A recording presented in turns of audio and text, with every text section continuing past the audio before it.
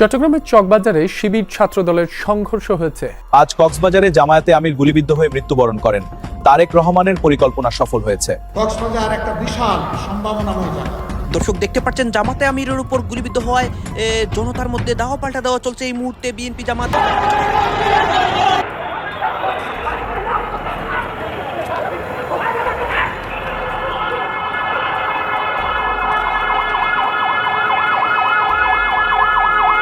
নির্বাচনে আবারও লাশের রাজনীতি শুরু করেছে আমাদের যারা প্রতিদ্বন্দ্বী রয়েছে, এবং 12ই ফেব্রুয়ারি ভোট কেন্দ্র দখল যে হবে না তারও আসলে কোনো নিশ্চয়তা আমরা পাচ্ছি। এই যে দল বাছাই করার ব্যাপারে, এই দলটা, এই জামাতে ইসলাম দলটা 1971 সালে আমার যুদ্ধে বাধা দিয়েছে, সহায়তা করার জন্য যুদ্ধ থাকে। আমরা যখন পাকিস্তান সেনাবাহিনীর সঙ্গে যুদ্ধ করছি তখন এরা পাকিস্তান সেনাবাহিনীকে সাহায্য করছে। বলতে একটি সত্য কথা, আমি নিজে মুক্তিযোদ্ধা একজন। জামাতের সাদা শকুন ডক্টর শফিকুর রহমান গতকাল যে নাটকটা মঞ্চায়ন করেছেন সেটা আপনারা অনেকে জানেন। তিনি যে সারা বাংলাদেশের সকল কর্মজীবী, সকল পেশাজীবী নারীদেরকে ঢালাওভাবে বেশ্যা বললেন, এ কথা জানার পর খুব স্বাভাবিকভাবে নিয়েছি, কারণ জামাতের মুখ থেকে ধরনের কথা আমরা অতীতেও শুনেছি, সামনের দিনও শুনবো, বর্তমানেও শুনতেছি। সম্মানিত দর্শক মণ্ডলী, ভিডিওর শুরুতে বিশেষ কিছু অংশ দেখেছেন, সেই অংশ বিশেষ দেখে আশা করি বুঝতে পেরেছেন আজকের কোন বিষয়টা আপনাদের সামনে তুলে ধরছি। বর্তমান সময়ে বাংলাদেশের প্রেক্ষাপটে ভাইরাল যে বিষয়গুলা, সেই বিষয়গুলো নিয়ে আজকের এই ভিডিওটি সাজানো হয়েছে। তাই সকলকে অনুরোধ করছি আজকের এই ভিডিওটি ধৈর্য সহকারে শেষ পর্যন্ত দেখে আপনাদের মতামত অবশ্যই কমেন্ট সেকশনে জানিয়ে দিবেন। তো চলুন দর্শক, বিস্তারিত ভিডিওটি সরাসরি স্ক্রিনে দেখে আসি। আর অবশ্যই চ্যানেলে নতুন হলে সাবস্ক্রাইব করে ভিডিওতে একটি লাইক করে সাথেই থাকুন।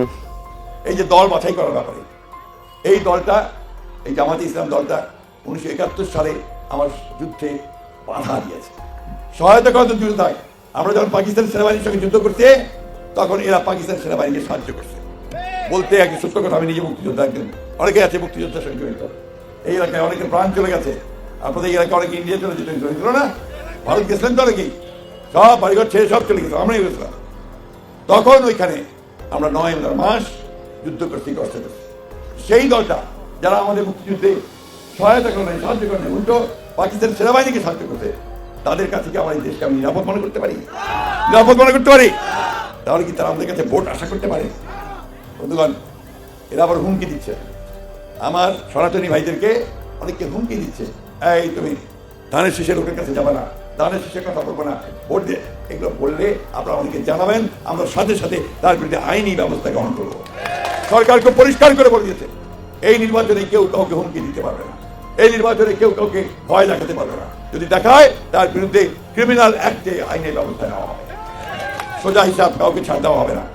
তাই বন্ধুরা, ভাইয়েরা, মা ও বোনেরা, এই 12 তারিখের যে নির্বাচন, এই নির্বাচনে আমি আপনাদেরকে অনুরোধ করব, আমাদের সকল মানুষের পক্ষ থেকে, ঠাকুরগাঁর মানুষের পক্ষ থেকে এখন বলুন যে আপনি কি করবেন।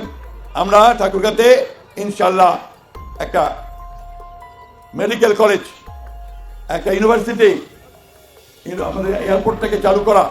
আর জামাতের সাদা শকুন ডক্টর শফিকুর রহমান গতকাল যে নাটকটা মঞ্চায়ন করেছেন সেটা আপনারা অনেকে জানেন। তিনি যে সারা বাংলাদেশের সকল কর্মজীবী, সকল পেশাজীবী নারীদেরকে ঢালাওভাবে বেশ্যা বললেন, এ কথা জানার পর খুব স্বাভাবিকভাবে নিয়েছি, কারণ জামাতের মুখ থেকে ধরনের কথা আমরা অতীতেও শুনেছি, সামনের দিনও শুনবো, বর্তমানও শুনতেছি। সুতরাং এটাকে অস্বাভাবিক কোনো বিষয় আমি ভাবছি না।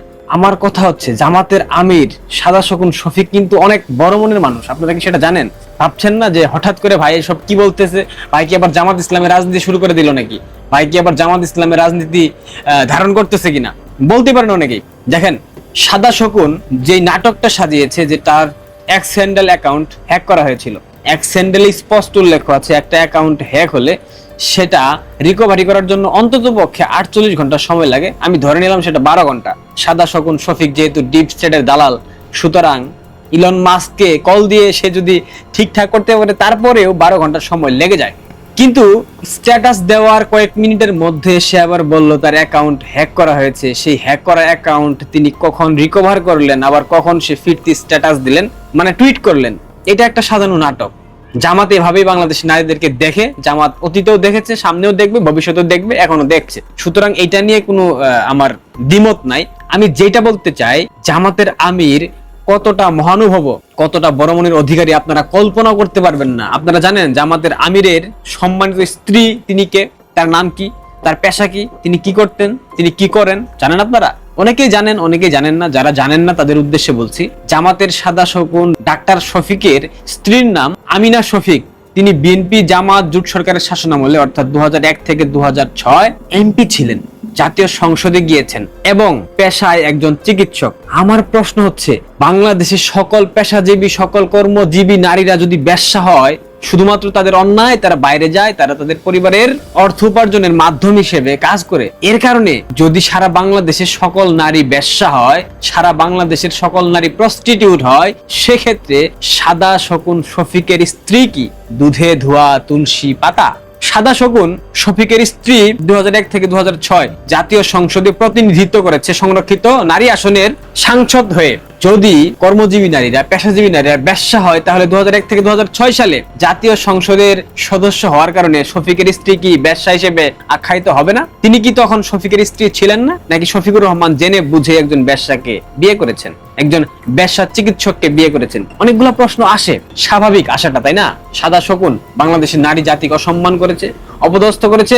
শফিকের এই বক্তব্যকে, শফিকের এই টুইটকে ঘৃণা জানিয়ে বাংলাদেশের কয়েকটা নারী সংগঠন বিদ্রোহ দেখিয়েছে। তারা ঢাকা বিশ্ববিদ্যালয়ের বিভিন্ন প্রান্তে তারা বিভিন্ন ধরনের বিক্ষোভ কর্মসূচি পালন করেছে। এর জন্য আমি তাদেরকে ধন্যবাদ জানাই। তবে বাংলাদেশের মানুষ যারা এখনো জামাতকে ভালোবাসেন, সেই নারীরা যারা এখনো জামাতকে ভালোবাসেন, পছন্দ করেন, যারা স্বপ্ন দেখছেন জামাত আসলে একটা সাম্যের বাংলাদেশ প্রতিষ্ঠিত হবে, জামাত আসলে বাংলাদেশ বৈষম্যহীন হবে, তারা এখনো কল্পনার জগতে বাস করছেন। জামাত আসতেছে বাংলাদেশে ইসলামী শরিয়া আইন প্রতিষ্ঠা করার জন্য, জামাত আসতেছে বাংলাদেশে খিলাফত প্রতিষ্ঠা করার জন্য, জামাত আসতে চায় বাংলাদেশকে একটা আফগানিস্তান পাকিস্তান বানানোর জন্য। জামাত কখনো নারী স্বাধীনতার পক্ষে ছিল না, জামাত কখনো নারীদের ক্ষমতায়নের পক্ষে ছিল না, জামাত কখনো প্রগতিশীলতার পক্ষে ছিল না, জামাত কখনো নারী বান্ধব ছিল না, জামাত কখনো নারীদেরকে বাইরে বের হয়ে তাদের পেশায় অংশগ্রহণ করবে এ ধরনের মতবাদের পক্ষে জামাত কখনোই ছিল না। সুতরাং জামাতকে আপনারা বয়কট করেন, মন্দের ভালো বিএনপিকে ভোট দেন, কিন্তু জামাতকে কখনোই ভোট দেন না। নিজের পায়ে নিজে কখনো কুড়োল মারবেন না, এটা আপনাদের প্রত্যেকের প্রতি আমার আহ্বান থাকবে।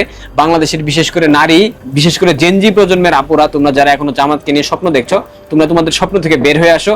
যেই দলের প্রধান প্রত্যেকটা নারীকে ঢালাওভাবে বেশ্যা বলে শুধুমাত্র কর্মজীবী হবার কারণে, তাকে অন্তত পক্ষে বিশ্বাস করা যায় না। যার স্ত্রী খোদ একজন বেশ্যা, তার কথা অনুযায়ী, কারণ সে সংসদ সদস্য ছিল, সে আবার একজন চিকিৎসক, সুতরাং যার স্ত্রী এ ধরনের কাজ করে, যার স্ত্রী একজন বেশ্যা, কিংবা সে বেশ্যা জানার পরে বিয়ে করে মহানুভবতা দৃষ্টান্ত স্থাপন করেছে কিনা, সেটা এখন দেখার বিষয়। ভালো থাক। নির্বাচনে আবারও লাশের রাজনীতি শুরু করেছে আমাদের যারা প্রতিদ্বন্দ্বী রয়েছে, এবং 12ই ফেব্রুয়ারি যে ভোট কেন্দ্র দখল যে হবে না, তারও আসলে কোনো নিশ্চয়তা আমরা পাচ্ছি। তো আপনারা এটা ইতিমধ্যে জেনেছেন যে রিট হয়েছে। আমরা কয়েকদিন আগে আমরা বিভিন্ন সোর্স থেকে এবং সোশ্যাল মিডিয়াতে এসেছে যে ওনার একটা পাসপোর্ট আমরা দেখেছি, এটা ভানুয়াতু নাগরিকত্ব ওনার রয়েছেন, এবং হলফনামায় এই দ্বৈত নাগরিকত্বের বিষয়টা গোপন করা হয়েছে। এবং বাংলাদেশের সংবিধান অনুযায়ী দ্বৈত নাগরিকত্ব থাকলে তিনি সংসদ সদস্য পদে প্রতিনিধিত্ব করতে পারবেন না। এবং যেহেতু ইলেকশন কমিশনের যে সময়টা ছিল আপিল করা, সেটার পরে আমরা এই তথ্যটা পেয়েছি, ফলে কোর্টে যাওয়া ছাড়া এটা উপায় ছিল না। ফলে এই এলাকার একজন শুধু প্রার্থী না, এই এলাকার একজন নাগরিক হিসেবে, এই এলাকার একজন ভোটার হিসেবে আমরা সংবিধান লঙ্ঘন করতেছে বা আইন লঙ্ঘন করতেছে এরকম একজনকে আমরা আসলে মনে করি না এই এলাকাতে জনপ্রতিনিধিত্ব করতে পারবেন। ফলে আমরা এই জন্য কোর্টে গিয়েছি যে বিজ্ঞ আদালত এই বিষয়ে আরও অনুসন্ধান করে তারা এই বিষয়ে যে আইন রয়েছে সংবিধান অনুযায়ী তারা রায় দেবেন। এবং আমার পক্ষ থেকে আমাদের আইনজীবী ফোরাম যারা রয়েছে তারা এই বিষয়ে কোর্টে রিট করেছে। সম্মানিত দর্শক মণ্ডলী, আশা করি সম্পূর্ণ ভিডিওটি দেখলেন এবং আজকের এই ভিডিও সম্বন্ধে আপনাদের মতামত অবশ্যই কমেন্ট সেকশনে জানিয়ে দিবেন। দেখা হচ্ছে পরবর্তী কোনো ভিডিওতে। আসসালামু আলাইকুম।